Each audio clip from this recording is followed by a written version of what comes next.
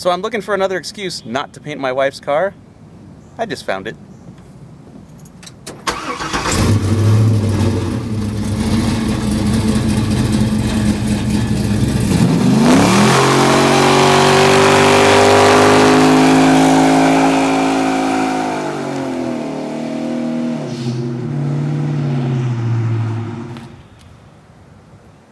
Want to know something funny? That's the keys to the Chevrolet ramp truck. These are the keys to my wife's 1969 Chevy El Camino.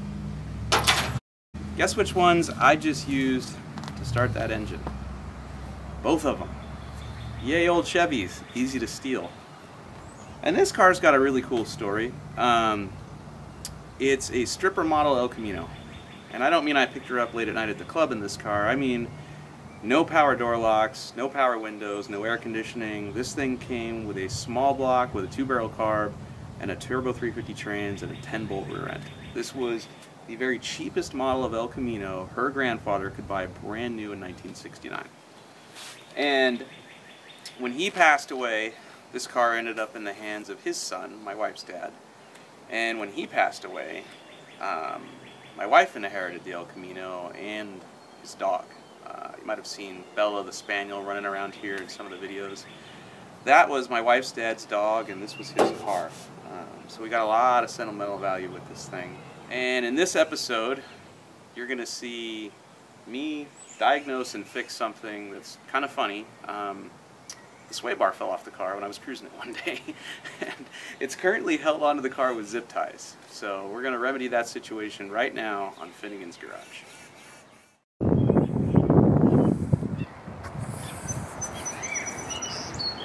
So my wife's car has gone through some changes. It had air shocks in the back when we bought it, and factory coil springs and shocks up front. And now it's got a full RideTech level 4 coilover conversion, which, if you have the means, I highly recommend, because this car sticks like you would not believe. It is a cornering machine, and a large part of that admittedly is the Falcon Azenas tires, you know, the Forge Line wheels. The Wilwood brakes are insane, but the coilovers are triple adjustable and they work, man. Here's an interesting story. The night before we tested this car on the autocross track, after putting the coilovers on, I felt like I was coming down with a cold. And then the next day we went and autocrossed the car. And that night, I thought I had the flu because I was a little sore. And the next day, my neck, my back, my arms, everything was sore. And turns out I didn't have the flu. I was just sore because I was whipping this thing around an autocross track on a bench seat with a lap belt. And I was bracing my knee against the door panel and my foot against the kick panel because it cornered so hard. And so one of the upgrades this car really needs is a harness bar and some bucket seats and a shifter that's not on the steering column. So it works. So as you can see, we've got a race pack digital dash. That's in there because it's a really easy plug and play fit with the LS motor. None of the factory gauges worked, and so my solution was to make a bracket that went right to the steering column and put the race pack dash there. The motor is a Chevrolet Performance LS3-Powered. This is the version of the motor that has the quote-unquote circle track cam, and the one that, if you read the description in the catalog, says it will surge at part throttle, and believe me, it does.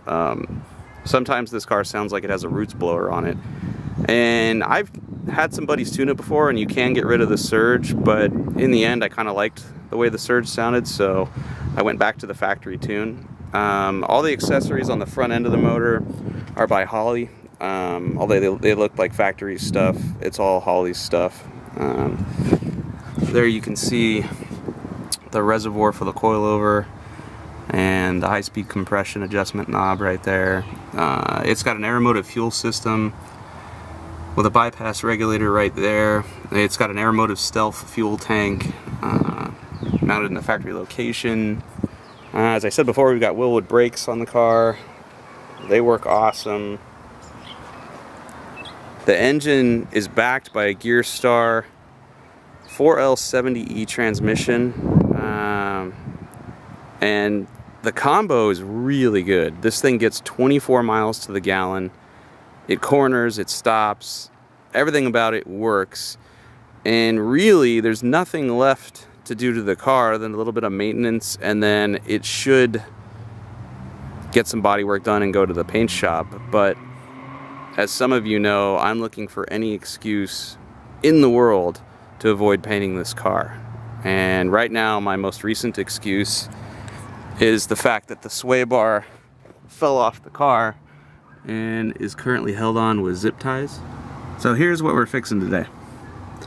That is the end link for my Ride Tech sway bar, and those are zip ties. Those are holding it on there. And the story is, I'm heading to the Caffeine and Octane show here in Georgia with Rutledge Wood and my buddy Jake.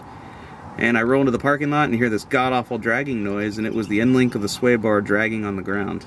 You can see the scuff right there. And as usual, to get home, I just threw some zip ties on it. That was my quick fix. Today we're actually going to address the problem and why it happened and fix it a little more permanently.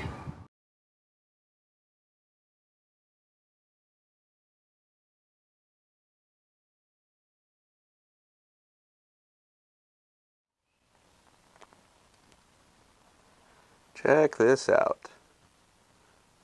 This is our problem. You can see here where our Falcon tire, during hard cornering or a U-turn, wants to contact the sway bar end link. It's not touching right now because I'm not turned all the way to the lock, but it's going to, and you can even see the rub mark right there. So here's what we've got going on here.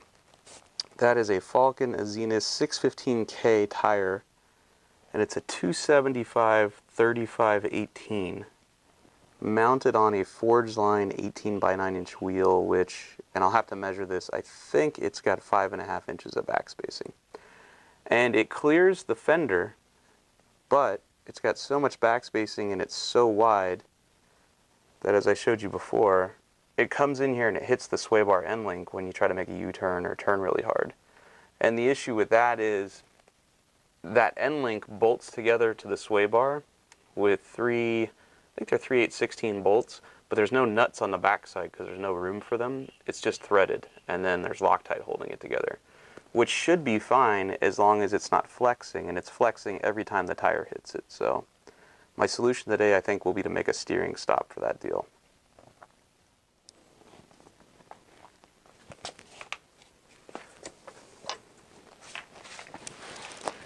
These Forge Lines are the single nicest wheel I've ever owned. I'm serious. Like, right down to the cardboard box that they came in, the way they were packaged, it's crazy how nice and how much pride these guys take in building a set of wheels. And then they, you know, put them on a car like this one, and you can tell I think I've only polished them once in 3 years. Because I'm not the detail guy. I'm not into cleaning. For me, a quality detail job is not washing the car, it's just like wiping down the wheels, because in a pinch that makes your car look like you washed it. I'd much rather be out there using my car than cleaning it and waxing it and polishing it and sitting at a car show staring at it and going, wow, look how cool my car is. It's just not how I roll. Not that there's anything wrong with that, it's just not my deal.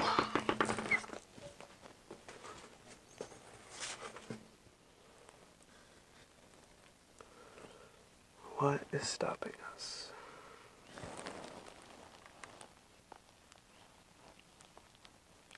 Drag link. The drag link is not hitting the oil pan. And this tire doesn't even rub the sway bar. Look at that. Okay, wait a minute. I might be totally wrong about this. I think we have a chicken or the egg syndrome going on here. Or situation.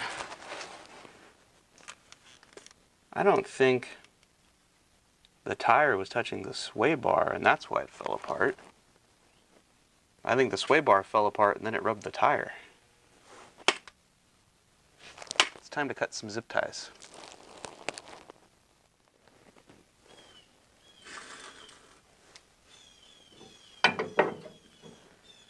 This is really interesting. So here's the RideTech sway bar end link, and the bolts are out of it because they've been missing for a while. They actually fell out on the way to a car show.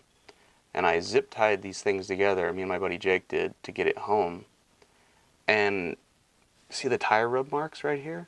I thought that the tire was hitting the sway bar, like when you made a hard turn or a U-turn. And that flexed it, and that made the bolts come loose and fall out. The instructions say just to use Loctite on them. There's no room on the backside, I think, for a nut. I'll have to double check that. But now that I've got the car up in the air and I've tried to turn it lock to lock and make the tires hit, I can't make them hit. And yeah, the suspension's at full droop, but I don't think it's going to change much when the weight of the car is on it. So I'm thinking now, the tire marks are from when this just fell off and rubbed the tire. Because if you look at the other side of the car, there are no tire marks. It doesn't hit. Interesting. So I think today we're not building a steering stop. We're just going to replace parts, Loctite, and then go test the car again and see if we can make it fall apart. I don't think we can. I called the guys at RideTech, and they were like, no, lots of these are out there. Nobody's having a problem. It's just you, Finnegan. That's hard to argue with. It really is.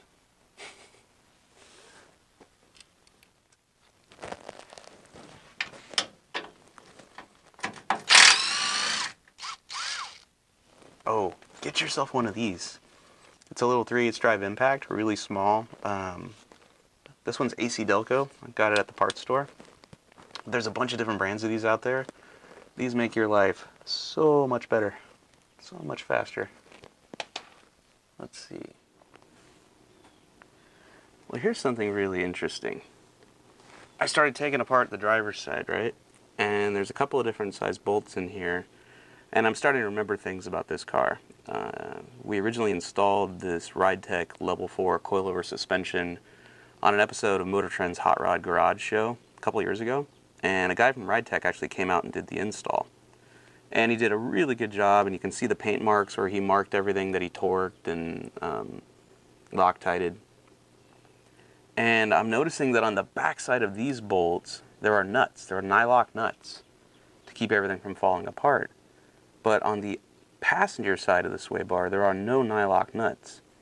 And this end link is closer to the frame on that side. And I'm wondering if, because the driver's side has enough clearance, you can run nylocks, but on the passenger side you can't. I need to call the guys at RideTech and ask them about that. Or maybe they just were never installed on the passenger side, and it was just Loctite holding the thing together the whole time. You can tell we lost a bolt out of here before because they're two different kinds. And the one other thing I want to show you is there's a couple of holes in the frame right there, and these were drilled at a racetrack because the factory bolt holes right here where the mounting brackets for the frame go, those factory holes actually stripped out, and there were never nuts on the backside. So on the way to the track, the first time we tested it, we had to put holes in the frame there with a unibit and then put nuts in there. And that's something I would say, just go ahead and do it. If you're going to do this kind of swap on your car, just put nuts on the inside of the frame, because at some point I think those holes are going to strip out. It's a lot of force, and you might as well just get it over with instead of having it fall apart later. But yeah, as you can see on this side, hardly any tire marks. Looks like there's something there, maybe a little bit. But I think the key to this whole thing is not adding a steering stop, because it seems to stop fine on its own before the tire contacts. It's just going to be seeing if I can squeeze a thin nylock on the back side of the bracket on the passenger side there.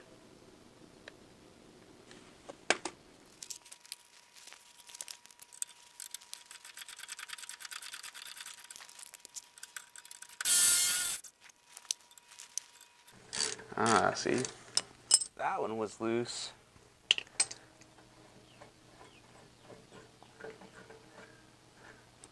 That one was definitely going to fall out.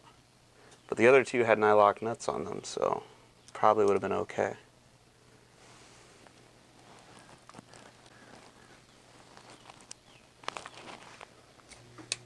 Alright. So now, gotta get in here and get these little guys out. Which doesn't look like we were ever able to get a wrench in there.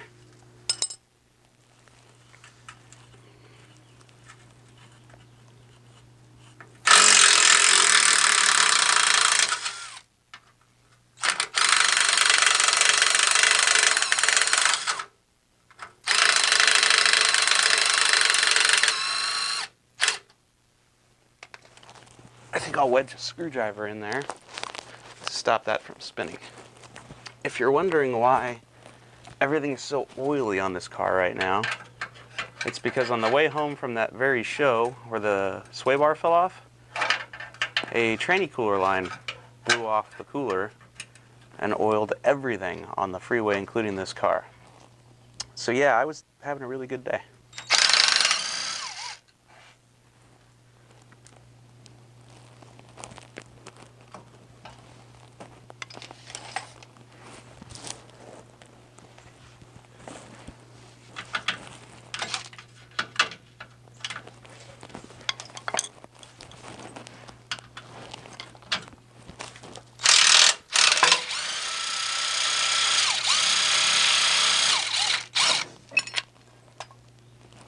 There we go.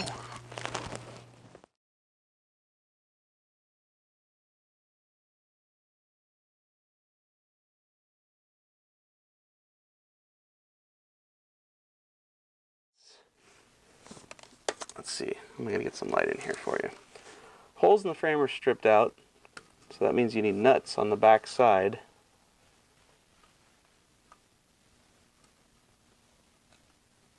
See that in there? See that nut? I gotta turn that right side up and hold it while threading a bolt in there through a hole that's not big enough to put pliers through, not even needle nose ones. And if you look over here, you can see more than one nut from the multiple attempts that we made to do that before we finally got it right.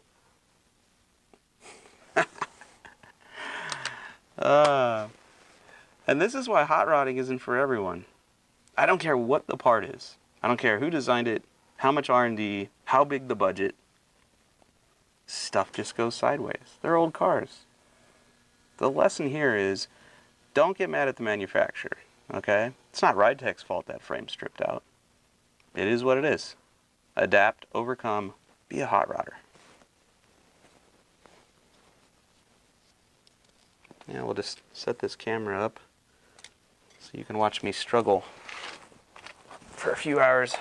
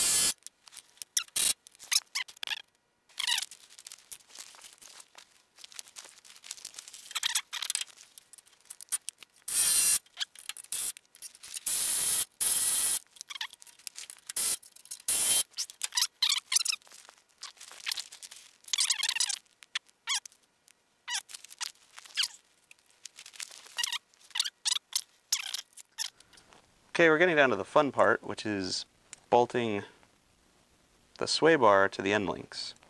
And obviously you already saw there was a variety of hardware holding that thing together, but these button heads were what was originally in there, and there was one left, and it had a lock washer and a flat washer.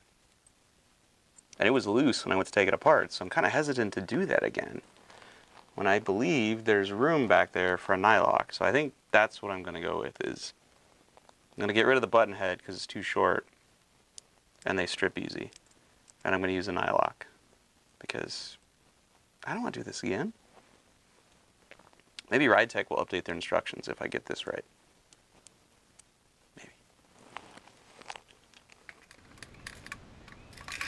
One consideration you should make here, before you tighten everything up, make sure the sway bar and the end link are indexed. Otherwise, you'll be taking a rubber mallet, like I'm about to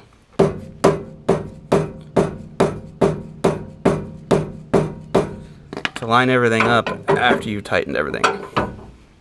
It's not a big deal, but it's certainly a lot easier to do it the other way.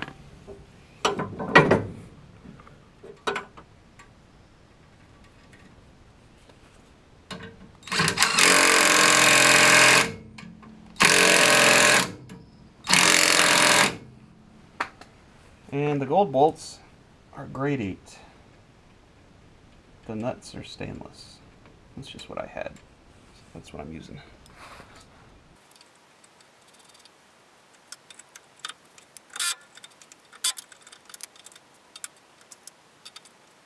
Most of the grease up. That link looks good, so we'll keep that and we'll just replace this deal.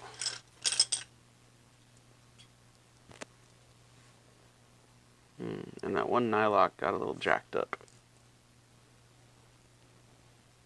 So we'll change that out. Ooh, here's something I want to show you just in case you didn't know. A conventional nylock, which is about that thick, isn't going to fit. But a shorty, a thin nylock will. So you can get these in 2 sizes. Go to Grainger.com or McFadendale or McMaster-Carr. That's pretty much my favorite hardware store. They sell both variations of that. And they sell them in grade 5, grade 8, stainless, whatever you need.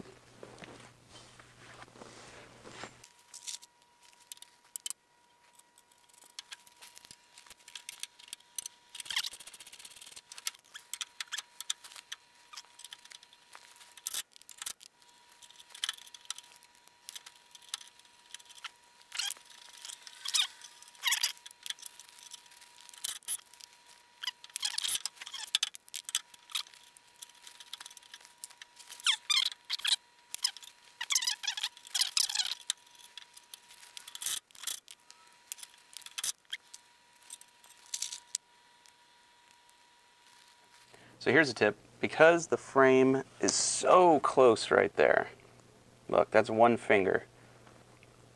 It's probably not a good idea to try to cram a nylock back there. So what I'm going to do is use a split lock washer under the head of the bolt. And for extra insurance, I'm going to put some thread locking compound on the threads of the bolt. You probably knew that you can get thread locking compound from different manufacturers and in different compounds, different strengths, like blue for stuff you kind of want to take apart later, or red for stuff you don't ever want to take apart again. This is for high temperature, high strength situations. But did you know that instead of the stuff that leaks and dries out, you know, at the least opportune moment, you can get it in a stick? Look at that. Loctite on a stick. Stuff is awesome. It's my new favorite thing. They also have thread sealant on a stick too, like for sealing pipe threads. Stuff's awesome. Get some of that. Make your life easier.